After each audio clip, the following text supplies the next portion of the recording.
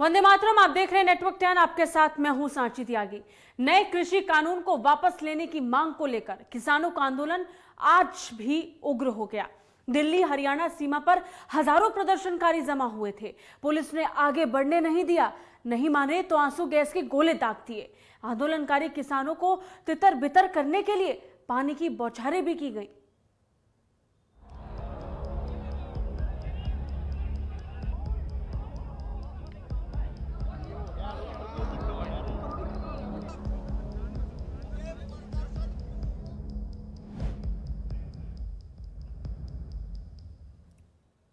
किसान कानून को लेकर कई शहरों में बवाल हुआ। दिल्ली से सटे बॉर्डर पर पुलिस की मुस्तैदी देखने को मिली तो काफी बवाल के बाद पंजाब से चले किसानों को दिल्ली आने की इजाजत मिल गई। किसान अब सिंधु बॉर्डर से दिल्ली आ सकेंगे। इस दौरान पुलिस की टीम उनके साथ ही रहेगी, लेकिन इसके तुरंत बाद किसानों ने सिंधु बॉर्डर पर पथराव शुरू कर दिया। किसान बुराड़ी जाने से इनकार कर रहे थे। किसान बीते दिन से ही दिल्ली आने की कोशिश में थे और इस दौरान कई बार उनकी पुलिस के साथ भिड़ंत भी हुई। और इन सब के बीच ये 8 तस्वीरें आपकी टीवी स्क्रीन पर हैं, जहां पर अलग अलग जगहों की स्थिति इन तस्वीरों के माध्यम से हम आप तक पहुंचा रहे हैं। बात अगर नोएडा की करेंगे तो नोएडा में लगातार हमने देखा किस तरीके से नोएडा चिल्ला बॉर्डर पर रैपिड एक्शन फोर्स को लगाया गया। पुलिस की भारी बल भी देखने को मिला और इस लिहाज से कड़ी सुरक्षा व्यवस्था को ध्यान में रखते हुए यहां पर बैरिकेडिंग की व्यवस्था भी की गई थी। बात गाजियाबाद की करेंगे, यानी यह गाजियाबाद से सटे यूपी गेट की करेंगे, जहां पर दिल्ली और गाजियाबाद का बॉर्डर है। यहां पर भी पुलिस की कड़ी मुस्तैदी देखने को मिली, भारी पुलिस बल यहां भी देखने को मिला और कोशिश यही थी कि उत्तर प्रदेश में जिस तरीके से आह्वान हुआ है दिल्ली चलो का, उसको दिल्ली तक ना पहुंचने दिया जाए। मेरठ की बात करेंगे तो मेरठ में ही पुलिसकर्मियों ने इन किसानों को रोक लिया और रोकने के साथ ही किसान सड़क पर ही बैठ गए और वहां बैठ करके ही सरकार की इन कानूनों के खिलाफ नारेबाजी करते हुए नजर आए। मुजफ्फरनगर में भी लगभग ऐसी तस्वीर निकलकर सामने आई, जहां पर किसान लगातार सरकार के खिलाफ मोर्चा खोलते हुए नजर आए। सहारनपुर, संभल, आगरा, बिजनौर, बाकी 4 जगहों पर भी तस्वीर लगभग एक जैसे निकलकर सामने आई।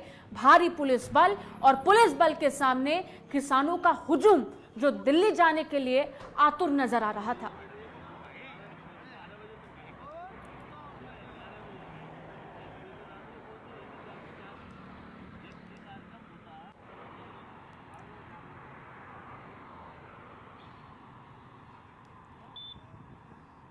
तो किसानों के बवाल को देखते हुए लगातार पुलिस बल की तैनाती की गई थी। एक तरफ किसान थे, दूसरी तरफ लगातार देखने को मिला अगर कोई तो वो किसान थे जिनकी तरफ से लगातार एक मांग की गई कि ये जो 3 कानून सरकार द्वारा लाए गए हैं इनकी वापसी हो जाए या फिर इनमें संशोधन हो। किसानों की तरफ से बार बार ये कहा गया कि जब इन कानूनों को लाया गया, इनको रूप दिया गया, इनको आकार दिया गया, इनको आधार दिया गया, जब ऑर्डिनेंस के जरिए से या अध्यादेश के जरिए से इस कानून को पारित किया गया, ना तो तब किसानों से पूछा गया, ना ही बिल बनाने के बाद इस पर चर्चा के वक्त किसानों से पूछा गया और कानून को पास कर दिया गया। इस बात को लेकर किसान लगातार परेशान नजर आए और इन सब के बीच आज की ये 2 तस्वीर बहुत महत्वपूर्ण नजर आई, जिसने पूरे देश का ध्यान अपनी ओर खींचा। एक तरफ सिंधु बॉर्डर था तो दूसरी तरफ टिकरी बॉर्डर, जहां पर पंजाब और हरियाणा के किसान लगातार अपना मोर्चा संभालते हुए दिल्ली आने के लिए पुलिस से भिड़ गए और ये भिड़ंत लगातार समय समय पर पूरा दिन देखने को मिली। 11 बजे के करीब सिंधु बॉर्डर पर आंसू गैस के गोले तक पुलिस की तरफ से छोड़े गए।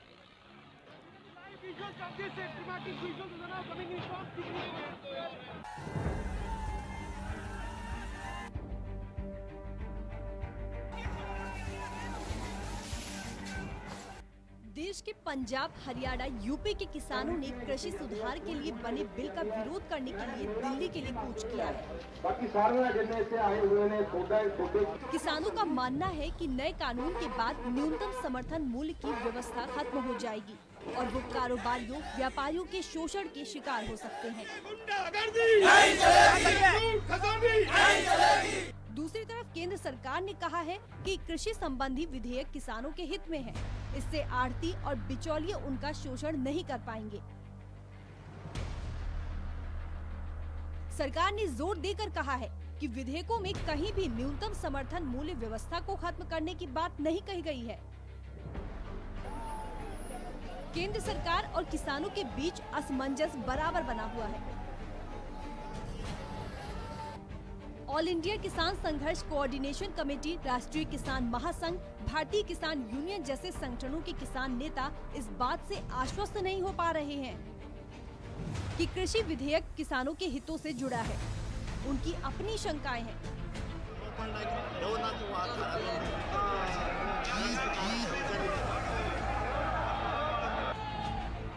वास्तव में सरकार और किसान संगठनों के बीच एक संवादहीनता विधेयक आने से पहले और उसके बाद भी बनी हुई है। इसमें सियासत भी अपने ढंग से काम कर रही है। जो कांग्रेस अपने समय में इस तरह के विधेयक के पक्ष में खड़ी दिखती थी, अब उसके नेताओं के बयान एकदम विपरीत है।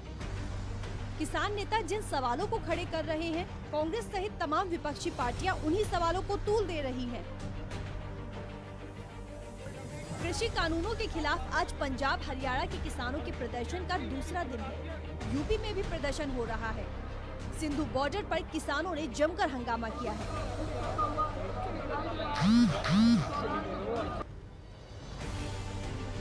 दिल्ली बहादुरगढ़ हाईवे पर भी प्रदर्शनकारियों पर आंसू गैस के गोले छोड़े गए। पुलिस ने कई बार बड़ी नाकाबंदी की, लेकिन किसान नहीं माने। ट्रैक्टरों में आगे बढ़ते गए हैं। हालात समझे जा सकते हैं कि पुलिस को किसानों को रोकने के लिए वाटर कैनन का इस्तेमाल करना पड़ा।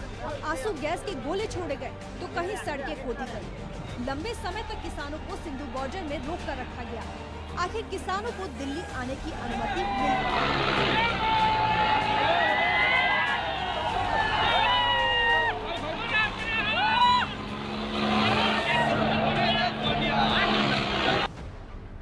कृषि विधेयक से नाराज किसान जिस संख्या और गति से दिल्ली की ओर उमड़ रहे थे, उसमें पुलिस ने 9 स्टेडियमों को अस्थायी जेल बनाने की अनुमति मांगी। इससे समझा जा सकता है कि दिल्ली पुलिस के लिए इस स्थिति को संभालना कितना कठिन हो रहा था। ऐसे समय पंजाब के मुख्यमंत्री अमरिंदर सिंह ने केंद्र को नसीहत जरूर दी थी कि केंद्र किसानों से बातचीत कर मामले को सुलझाए। लेकिन सच्चाई ये भी है कि संवादहीनता हर तरफ से बनी है और विपक्ष भी इसमें सियासत करने से नहीं चूकी है। केंद्र सरकार की तरफ से विधेयक लाने से पहले ऐसी पहल जरूर की जानी चाहिए थी कि किसान विधेयक के प्रारूप को भली भांति समझ ले। दूसरी तरफ किसान नेताओं ने भी इस विधेयक की तह में गए बिना सीधे आंदोलन छेड़ दिया। किसानों के मन में अगर ये बात समा गई कि नए कानून से कृषि उत्पादों की बिक्री, स्टॉक नियंत्रण, मूल्य निर्धारण, न्यूनतम मूल्य आदि पहलुओं को लेकर भारी दिक्कत आने वाली है, तो इन परिस्थितियों के लिए केंद्र और किसान यूनियनों के बीच संवादहीनता ही बड़ा कारण है। साथ ही विपक्षी पार्टियों ने भी इस पर जमकर सियासत की।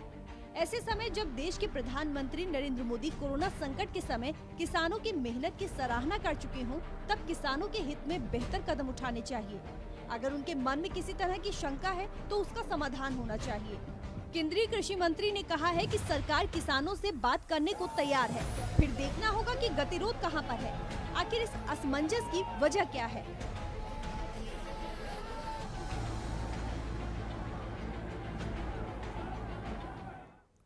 किसानों के बवाल के बाद भारतीय किसान यूनियन के प्रवक्ता राकेश टिकैत मीडिया से रूबरू हुए, जहां उन्होंने मीडिया से बातचीत की। क्या कुछ कहा उन्होंने, वो आपको सुनवाते हैं। निर्णय ये लिया गया कि हम 2 बजे यहाँ से दिल्ली की तरफ कूच करेंगे और हम दिल्ली जाएंगे। अगर आपको यहाँ पे दिल्ली जाने से प्रशासन रोकता है और रोकता है भाई, जैसा हरियाणा गेल में करे, आप पंजाब वालों गेल में करे, वो भी यहाँ पे भी करना, तो दिल्ली जाएंगे जरूर। इस तरह दिल्ली का मिजाज रहेगा जब आप लोग वहाँ पहुँचे? क्या पता क्या रहेगा, वो तो दिल्ली सरकार बताओगी। लेकिन अब तो जाएंगे, जो पंजाब के साथ में अत्याचार हुआ है, हरियाणा के साथ में अत्याचार हुआ है, और यहाँ पे उत्तर प्रदेश क्या करती है वो इनकी मर्जी है। हमारे द्वारा क्या संदेश देना चाहेंगे और किसानों को? और किसानों को ये है कि दिल्ली की तरफ चलना पड़ेगा किसानों को, और दिल्ली ऊंची आवाज में सुनती है। जो ये 3 कानून हैं, इसके विरोध में हमको दिल्ली को घेरना पड़ेगा। जो हमारे जो इशू हैं जो किसानों के, उसमें सरकार बातचीत करे, यह हमारा पूर्ण रूप से उनसे सवाल है। तो किसान बिल पर बवाल के बाद कांग्रेस नेता रणदीप सुरजेवाला और आम आदमी पार्टी से नेता संजय सिंह ने भी केंद्र पर जमकर निशाना साधा। क्या कुछ कहा उन्होंने, वो भी आपको सुनवाते हैं। कि नींव इस देश के किसान और खेत मजदूर ने नहीं रखी है,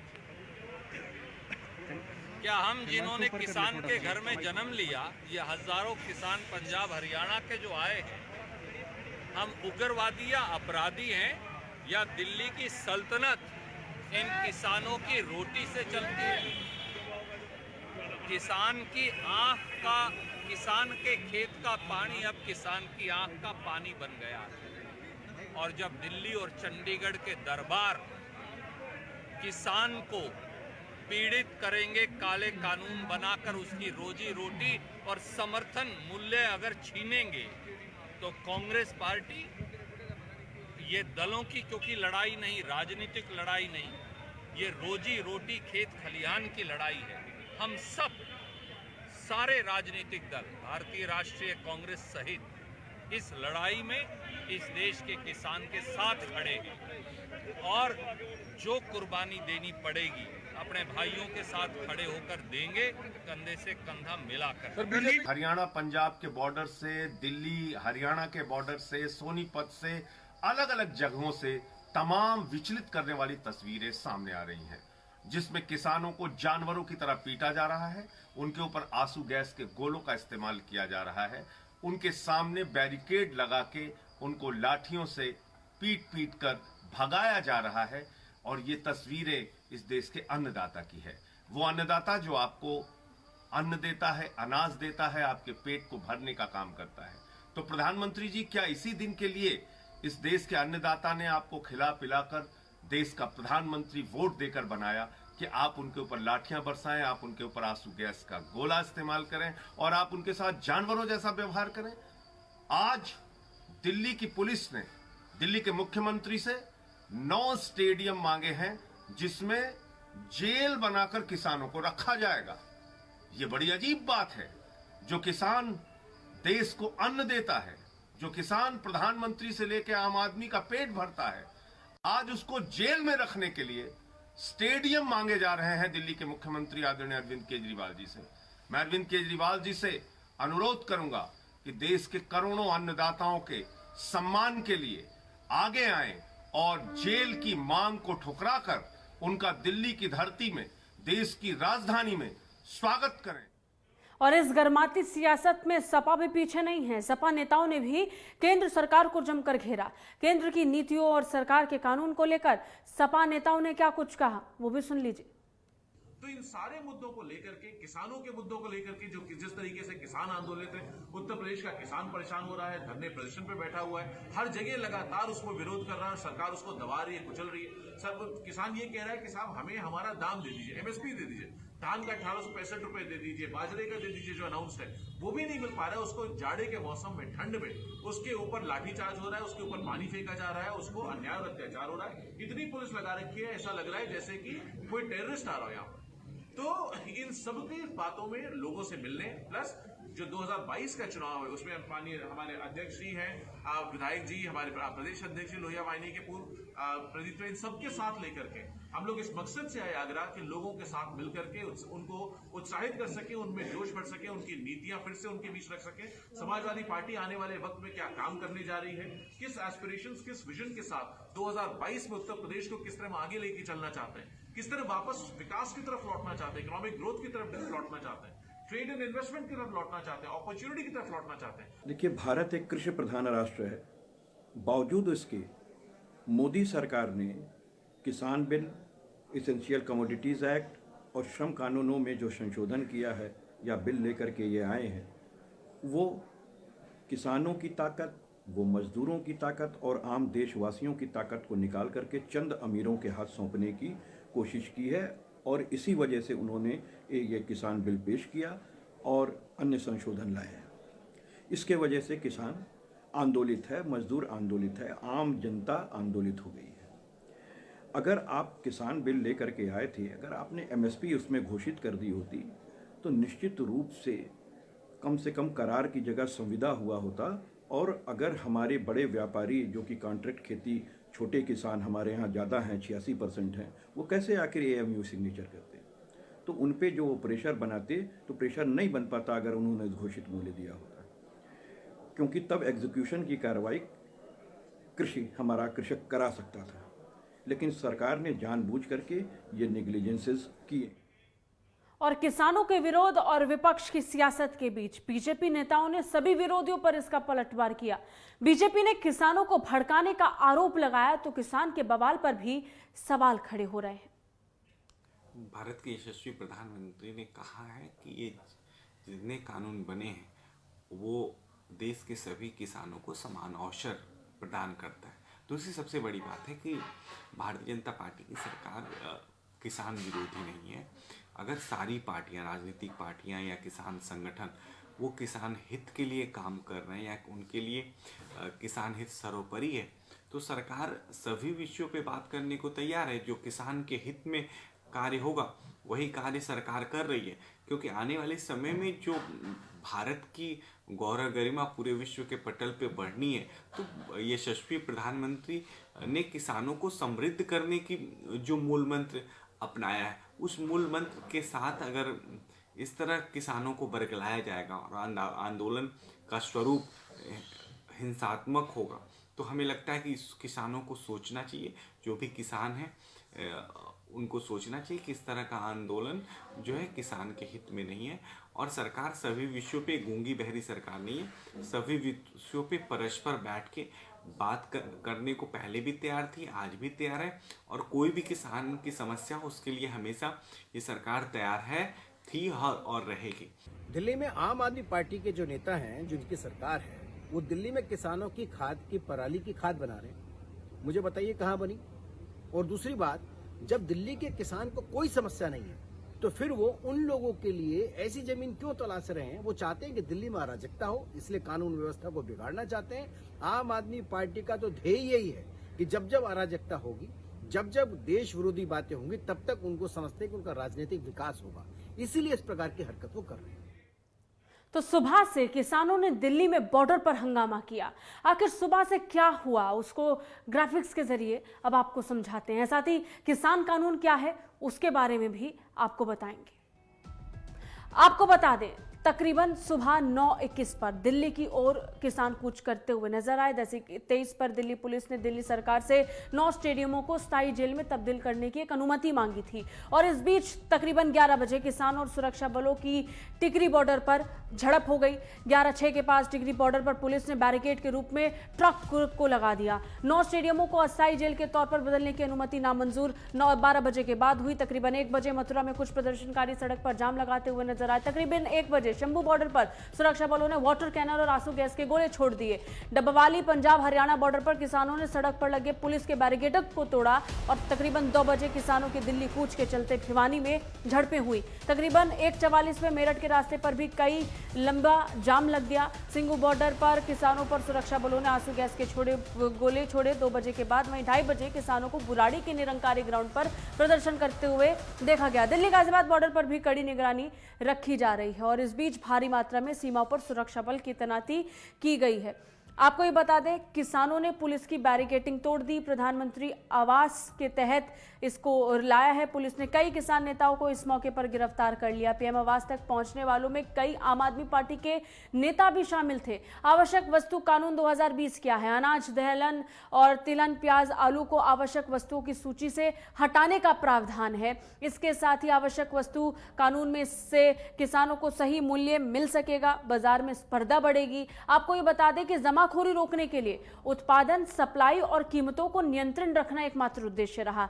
किसान कृषि उत्पाद विपणन समिति के बाहर भी अपने उत्पाद बेच सकेगा और इसके साथ साथ इसके तहत देश में एक ऐसा इकोसिस्टम बनाया जाएगा जिसका फायदा पूरे देश को होगा, जहां किसानों और व्यापारियों को मंडी के बाहर फसल बेचने की पूरी आजादी होगी। यानी कुल मिलाकर मंडी प्रक्रिया को एक कम तवज्जो देने की यह तर्ज थी। राज्य के अंदर और 2 राज्यों के बीच व्यापार को बढ़ाना एक अच्छा कदम था। मार्केटिंग और ट्रांसपोर्टेशन पर खर्च कम करने की बात भी इसके जरिए से कही गई है। किसानों या उनके खरीदारों को मंडियों को कोई फीस भी नहीं देनी होगी अगर व्यापार वाणिज्य कानून का जिक्र करें। इस कानून का मुख्य उद्देश्य किसानों को उनकी फसल की निश्चित कीमत दिलवाना है। आपको बता दें, आवासन और कृषि सेवा पर करार कानून क्या है? इसके तहत किसान फसल उगाने से आगे बढ़ेगा। फसल की कीमत, गुणवत्ता और कितनी मात्रा में कैसे खाद का इस्तेमाल होगा जैसी बातें इस कानून में शामिल हैं। हैं। किसान को फसल की डिलीवरी के समय ही 2/3 राशि का भुगतान करना होगा। ये सबसे महत्वपूर्ण पॉइंट। बाकी का पैसा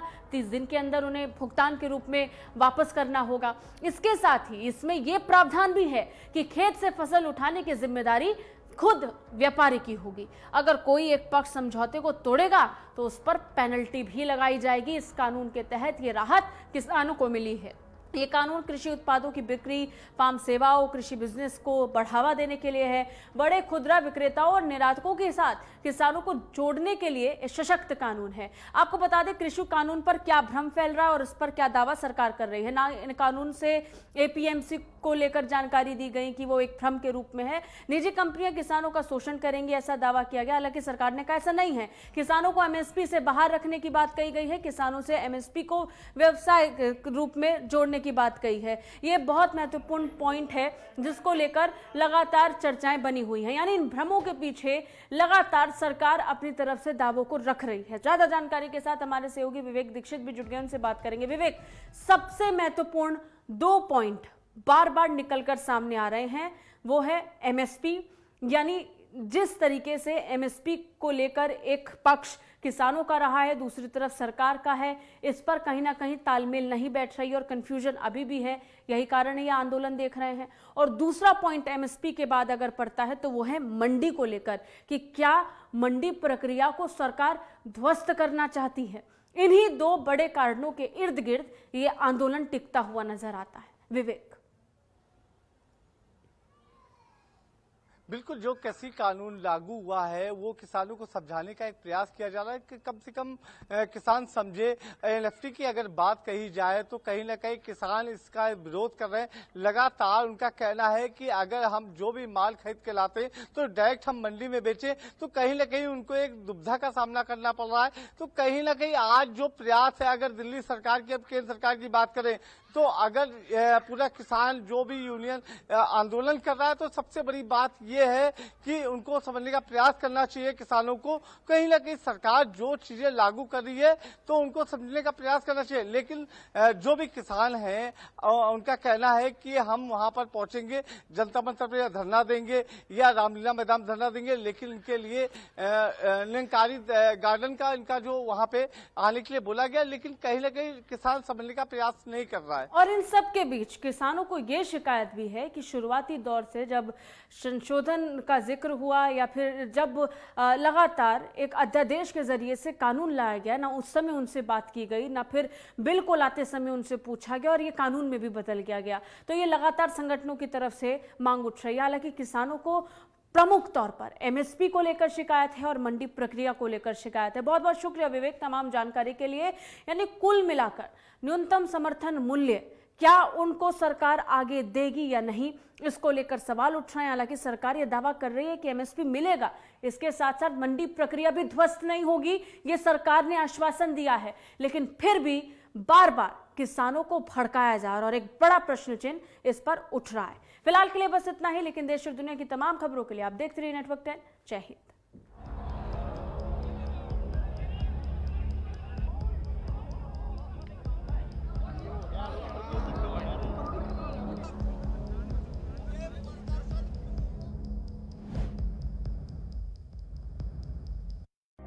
देश के प्रधानमंत्री नरेंद्र मोदी जी के द्वारा घोषित राष्ट्रीय गोकुल मिशन योजना के अंतर्गत राष्ट्रव्यापी कृत्रिम गर्भाधान कार्यक्रम उत्तराखंड राज्य में जोर शोर से संचालित हो रहा है। इस योजना के तहत पशुओं का उच्च आनुवंशिक गुणवत्ता के सामान्य वीर्य से पशुपालकों के द्वार पर निशुल्क कृत्रिम गर्भाधान किया जा रहा है।